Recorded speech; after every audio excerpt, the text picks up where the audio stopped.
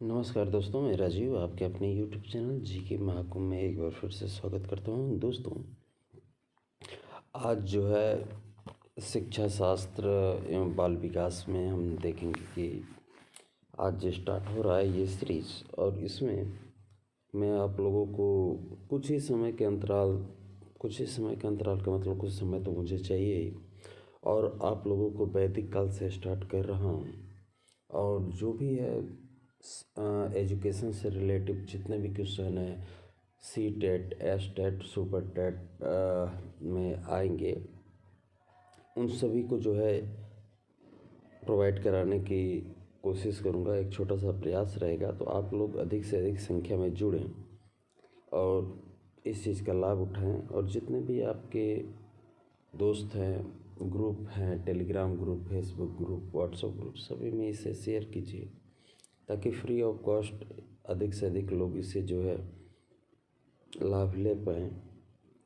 यही उद्देश्य है। और दूसरी बात दोस्तों, ये कहना चाहूँगा कि ये ऐसे क्वेश्चन हैं जो आपके, ऐसा नहीं है कि आप किसी टॉपिक पे सी टेट कर रहे हैं तो सी टेट में ही इन प्रश्नों को देखने को मिलेगा। ये प्रश्न दोस्तों जो है बीए के तीनों ईयर्स, सेकेंड ईयर एमए के दोनों ईयर, उसके बाद बीएड वगैरह सब में ये चीज़ देखने को आपको मिलेगा। तो चलिए देख लेते हैं आज के इन प्रश्नों को। दोस्तों, मैं प्रत्येक सेशन में 30 प्रश्न जो है सम्मिलित करूँगा। 30 प्रश्न सम्मिलित करूँगा हर एक सेशन में, ताकि आपका समय कम लगे। हाँ, डेली प्रोवाइड कराने की कोशिश ज़रूर करूँगा। तो चैनल पे जुड़िए और चैनल को सब्सक्राइब जरूर कीजिएगा। धन्यवाद। चलिए शुरू करते हैं। तो पहला प्रश्न है, प्राचीन भारतीय शिक्षा का उदय माना जाता है। इंडियन ट्रेडिशनल में एजुकेशन कब से स्टार्ट हुआ? तो दोस्तों, वेद जो हमारे चारों हैं तब से इस चीज़ का जो है माना जाता है। तो आपका पहला आंसर है वेदों से। दोस्तों, जैसे ही प्रश्न आप देखिएगा उसका उत्तर आप देने की कोशिश कीजिएगा, क्योंकि मैं अगर समय लूँगा तो उसमें आपका नुकसान होगा, जो मैं नहीं चाहता। तो चारों के आंसर देख के आप जो है उसका उत्तर दीजिएगा। अगला प्रश्न है, वेद का अर्थ है। तो वेद का अर्थ क्या होता है? ज्ञान प्राप्त करना, अज्ञानता को मिटाना, ज्ञानियों को ज्ञान देना, ज्ञान मार्ग में प्रवृत्त होना। आपके हिसाब से इसका आंसर क्या होगा? ABCD को हमने जानबूझ के हटाया है क्योंकि आप लोगों को जो है आराम की आदत इससे एक पड़ गई है। उस आराम को हटाना और इस चीज़ को कॉन्सेप्ट में ध्यान रखना। तो इसका आंसर दीजिए, आंसर दीजिए। वेद का अर्थ क्या होता है? ABCD रहेगा। साइकोलॉजिकल में कुछ थ्योरी लगाया हूँ, इसलिए इसे हटा दिया हूँ। तो राइट आंसर ज्ञान प्राप्त करना। अगले प्रश्न को देखते हैं। इसमें जो है कथन चुनना है दोस्तों, कौन सा कथन सही है, कौन सा कथन गलत है। थोड़ा छोटा कर दूँ ताकि सारे कथन जो है इसमें आ जाएं, आपको दिखाई दे रहा होगा। तो है, वेद शब्द की उत्पत्ति विद धातु से हुई है। अगला है, वेद शब्द का शाब्दिक अभिप्राय है जिससे ज्ञान प्राप्त किया जाता है। वेद वास्तव में इष्ट अर्थात वांछित की प्राप्ति तथा अनिष्ट अर्थात अवांछित को दूर करने की अलौकिक उपायों को व्यक्त करता है, या उपयुक्त सभी। बताइए। तो दोस्तों, इसके राइट आंसर की बात करूं तो राइट आंसर है उपयुक्त सभी। और कमेंट्स करके ज़रूर बताइएगा कि आपके कितने क्वेश्चन सही हो रहे हैं। अगला प्रश्न है, भारतीय जीवन दर्शन का स्रोत माना जाता है। भारतीय जीवन दर्शन के स्रोत माने जाते हैं, कौन माने जाते हैं? आपके सामने है पुराण, शास्त्र, वेद, उपनिषद। तो इसके राइट आंसर है वेद को माना जाता है। अगला प्रश्न है, ये सूचियों को मिलान करना है कि एक सूची से दूसरी सूची कौन सी सही है।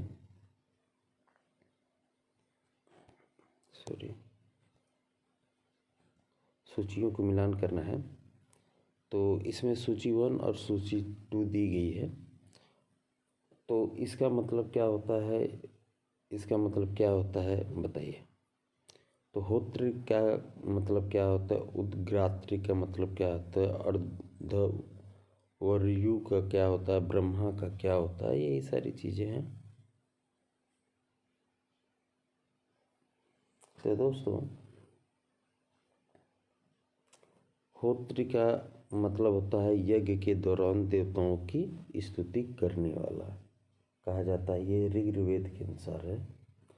और अर्धगात्री का मतलब होता है गान के रूप में प्रस्तुति करने वाला। अर्धवर्यु का मतलब होता है अग्नि में आहुति देने वाला। ब्रह्मा का मतलब होता है प्रायश्चित या शांति पुष्टि आदि करने वाला। तो 1 2 3 4, तो आंसर पहला वाला ही सही है। आगे देख लेते हैं। अगर आपको साफ नहीं दिखाई दे रहा होगा तो यहाँ पे जो है वीडियो की रेजुलेशन जो है 480 कर लीजिएगा, आपको जो है साफ दिखाई देगा। तो चलिए थोड़ा स्पीड करते हैं। प्राचीन भारतीय शिक्षा का उदय माना जाता है पुराणों से, वेदों से, उपनिषद से, आरण्यक से। ये नहीं है दोस्तों, किससे माना जाता है बताइए। प्राचीन भारतीय शिक्षा का उदय माना जाता है। तो दोस्तों, ये तो वही प्रश्न आ गया, मुझे लग रहा है फिर से वेदों से लग रहा है चला गया। सॉरी।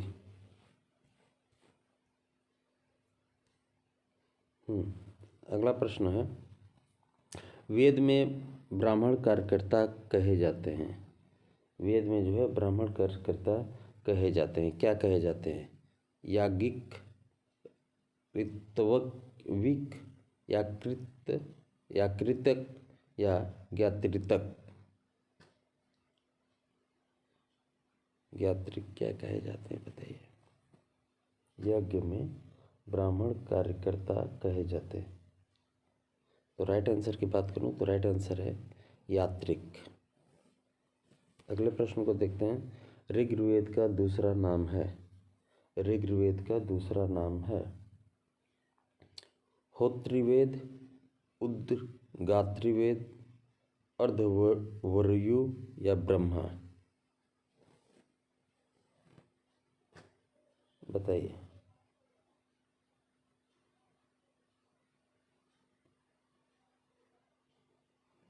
राइट आंसर अर्धवर्यु। अगला प्रश्न, पांचवा वेद किसे कहा जाता है? पांचवा वेद किसे कहा जाता है? पुराण, गीता, उपनिषद, शास्त्र। राइट आंसर की बात करूं, राइट आंसर है पुराण को कहा जाता है। अगला प्रश्न, अग्निवेद आदिवेद माना जाता है। आदिवेद माना जाता है। आदिवेद माना जाता है। तो आदिवेद माना जाता है ऋग्वेद को। ये भी मिलान करना है, ये भी दोस्तों मिलान ही करना है, किसका क्या क्या होगा।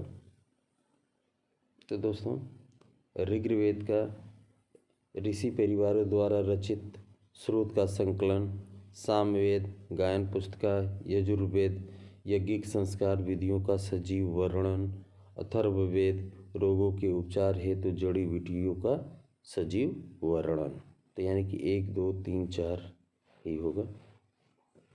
आगे देखते हैं।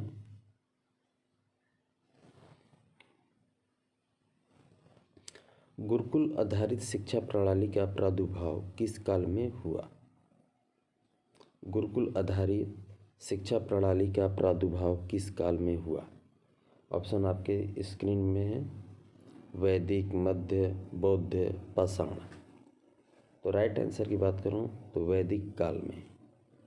अगर कोई आपसे ईयर पूछ दे तो 2500। आगे देखते हैं, वैदिक काल में शिक्षा का उद्देश्य था। वैदिक काल में शिक्षा का उद्देश्य क्या रहा? नैतिक चरित्र का निर्माण करना, पवित्रता तथा धार्मिकता का विकास करना, जीविकोपार्जन के लिए तैयार करना, उपयुक्त सभी। क्या रहा? तो दोस्तों इसका राइट आंसर है उपयुक्त सभी के लिए शिक्षा का उद्देश्य रहा। आगे है, उपनयन का अर्थ है। उपनयन का अर्थ क्या है? कमेंट्स करके बताते भी रहिए। सॉरी, पास ले जाना, पास से ले जाना, नज़दीक से ले जाना, कुलवासी। तो राइट आंसर है दोस्तों पास ले जाना। सॉरी, पास से ले जाना नहीं है, पास ले जाना। सत्य कथन को चुनिए। सत्य इसमें से चुनना है, कौन सा सही है? बालक को शिक्षा के लिए अध्यापक के पास ले जाना ही उपनयन संस्कार कहलाता था। उपनयन संस्कार के अगला है, उपनयन संस्कार के उपरांत ही बालक वेदाध्ययन प्रारंभ कर सकता था। उपनयन को बालक का दूसरा जन्म माना जाता था। उपयुक्त सभी। बताइए।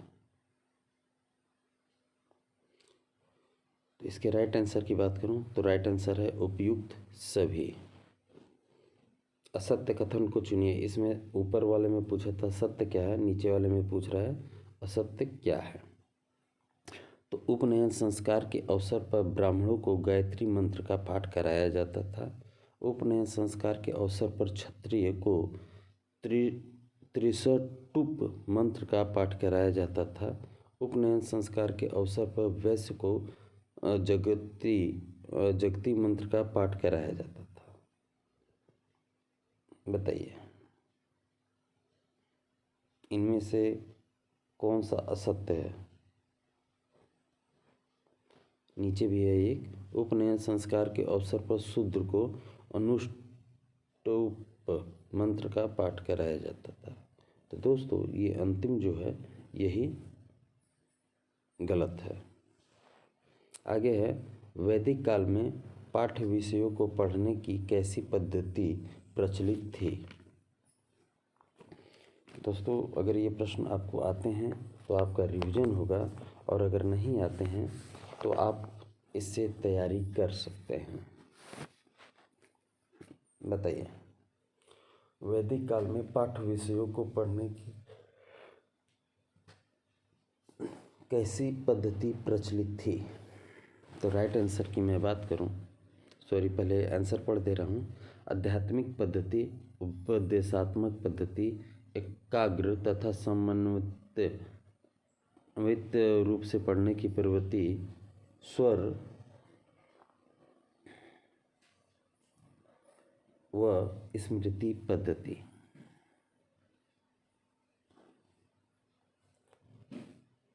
तो राइट आंसर की बात करूं,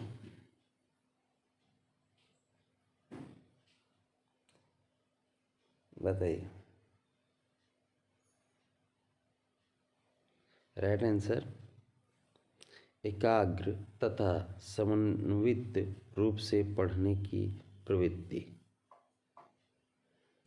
आगे देखते हैं, परा विद्या का उद्देश्य था। परा अपरा है ना, क्या था? बालक का आध्यात्मिक विकास करना, बालक का भौतिक विकास करना, बालक को जीवन के रहस्यों से परिचित कराना, बालक के ज्ञान का महिमा मंडन करना। बताइए। तो राइट आंसर है बालक का आध्यात्मिक विकास करना। अगला प्रश्न है, पराविद्या के अंतर्गत बालक किन विषयों का अध्ययन करता था? पराविद्या के अंतर्गत बालक किन विषयों का अध्ययन करता था? ऑप्शन आपके सामने है। धर्म दर्शन वेद, या वेदांग नीतिशास्त्र, या जीव आत्मा परमात्मा, या उपयुक्त सभी। राइट आंसर दोस्तों इसके उपयुक्त सभी। अगला प्रश्न देखते हैं। अपरा विद्या के अंतर्गत बालक को किन विषयों को पढ़ाया जाता था? सब्जेक्ट कौन कौन से अपरा के अंतर्गत आते थे? इतिहास, ज्योतिष, गणित, जीव विज्ञान, भूगर्भ विद्या, वनस्पति विज्ञान, या भौतिक शास्त्र, चिकित्सा शास्त्र, कृषि चिकित्सा शास्त्र। उपयुक्त सभी कौन से पढ़ाए जाते थे? राइट आंसर उपयुक्त सभी पढ़ाए जाते थे। अगला प्रश्न है। वैदिक काल में शिक्षा का माध्यम क्या था? इससे अच्छा आसान क्वेश्चन तो कुछ हो ही नहीं सकता। तो चलिए इसका डायरेक्ट आंसर ही बता दे रहे हूँ।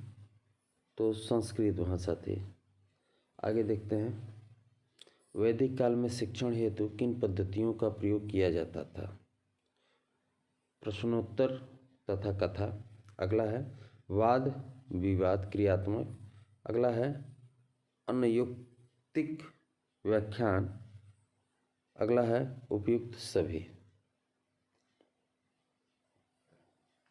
उपयुक्त सभी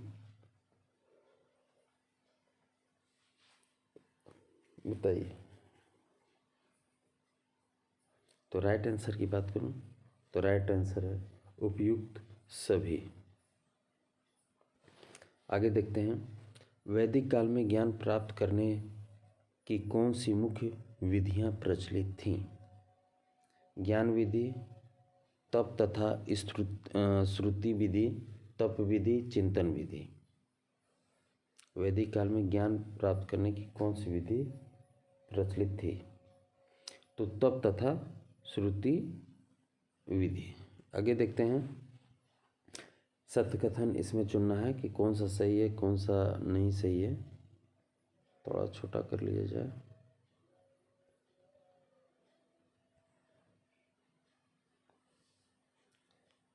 तो पहला है वैदिक काल में औपचारिक परीक्षाएं समांतर नहीं होती थी। फिर है गुरुकुल में परीक्षा विहीन प्रणाली ही प्रचलित थी। अगला है अध्यापक प्रत्येक दिन छात्रों के ज्ञान का परीक्षण करके ही उसे आगे का पाठ पढ़ाता था, या उपयुक्त सभी। बताइए।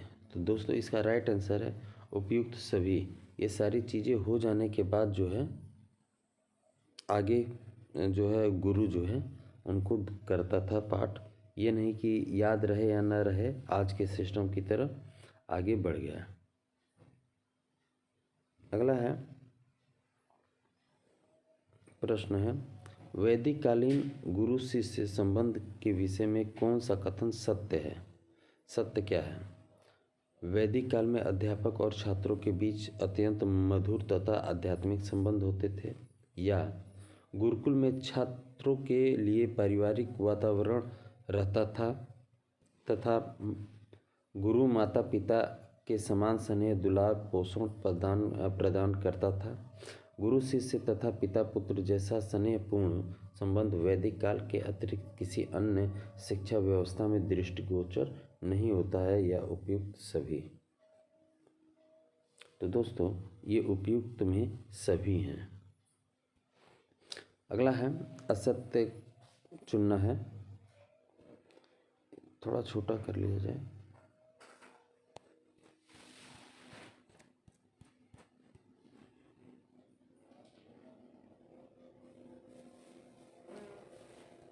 असत्य को चुनना है। वेदों में स्त्री जाति को पुरुष जाति का पूरक माना जाता है। वैदिक काल में नारी शिक्षा को पर्याप्त महत्व दिया गया। वैदिक काल में महिलाओं को विद्याधन का पूर्ण अधिकार नहीं था। अगला है माता पिता या तो स्वयं अथवा कुल पुरोहित के द्वारा लड़कियों को घर पर शिक्षा प्रदान करते थे। इसमें से क्या असत्य है? तो राइट आंसर की मैं बात करूं तो वैदिक काल में महिलाओं को विद्या धन का पूर्ण अधिकार नहीं था, यही गलत है। अगला प्रश्न है समापवर्तन शब्द का अर्थ है, क्या अर्थ है? वेदाध्ययन के पश्चात घर की ओर पुनः प्रस्थान करना, वेदाध्ययन के बाद वानप्रस्थ के लिए प्रस्थान करना, वेदाध्ययन के बाद अपने ज्ञान व कौशल का प्रदर्शन करना, या उपयुक्त सभी। तो इसके राइट आंसर की बात करूं तो पहला ही सही है, वेदाध्ययन के पश्चात घर की ओर पुनः प्रस्थान करना। अगला है ब्रह्मचर्य आश्रम का अंतिम संस्कार होता था, कौन सा होता था? ऑप्शन आपके सामने है।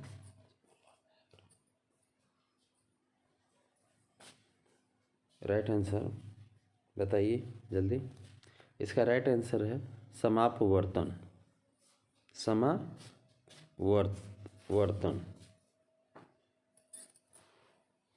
अगला प्रश्न वैदिक कालीन शिक्षा की प्रमुख कमियां थीं।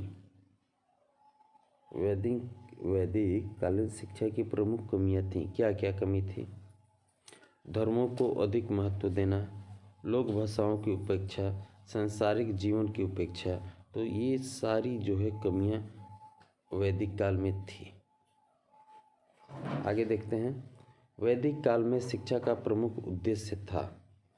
वैदिक काल में शिक्षा का प्रमुख उद्देश्य था, तो क्या उद्देश्य था? संस्कारों का विकास करना, व्यक्तित्व का विकास करना, आत्मा की पवित्रता का विकास करना, उपयुक्त सभी। कौन सा था? तो राइट आंसर है उपयुक्त सभी। आगे देखते हैं वैदिक काल में शिक्षण हेतु कौन सी शिक्षण विधि प्रचलित थी? ऑप्शन आपके सामने है। मौखिक, प्रश्नोत्तर, व्याख्यान, वाद विवाद, क्रियात्मक, या उपयुक्त सभी। आप इसको ABCD भी समझ सकते हैं दोस्तों, इसलिए लाइनिंग वाइज कर दिया है। आप ABCD से भी उत्तर दे दीजिएगा। दूसरी चीज़ अभी आप मुझे बताइएगा कि आपके 30 में से कितने क्वेश्चन सही हो रहे हैं। क्या इसको 30 ही किया जाए या 50 क्वेश्चन की सीरीज रखी जाए? 30 क्वेश्चन सही रहता है दोस्तों, ज़्यादा नहीं तो फिर लंबा हो जाता है। चलिए तो इसका राइट आंसर मैं बता दूं 30 का उपयुक्त सभी। और आज का अंतिम प्रश्न। मिलते हैं अगले वीडियो में। धन्यवाद।